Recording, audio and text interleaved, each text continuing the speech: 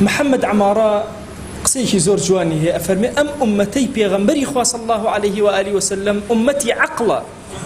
محمد المصطفى عليه الصلاة والسلام بيأوتي بيغمبري عقل بزان خوات شو معجزة دابم ذات قورة آيا وكو بيغمبراني تر عليهم الصلاة والسلام معجزة داية كعقل بوسته آتو سير كان معجزة إبراهيم عليه السلام آقر سوتين ربهمو ما نايك عقل بەڵام خوا جل جلاله بەرەوەی دەسەڵاتی خۆیەتی بسووتێنێ نەسووتێنێ بڕیار ئەدای ئاگر مەسووتێنە کە عەقڵی ئینسان تیایە ئەوەستێ دارێک بەدەست موساوە عەلەیه السەلام ئەبێتە مارێکی حەقیقی و هەژدیهایەکی حەقیقی عەقڵ ئەوەستێ کار ناکا لێرە بەڵام ئومەتی عەقڵ قورئانی بۆ ناردن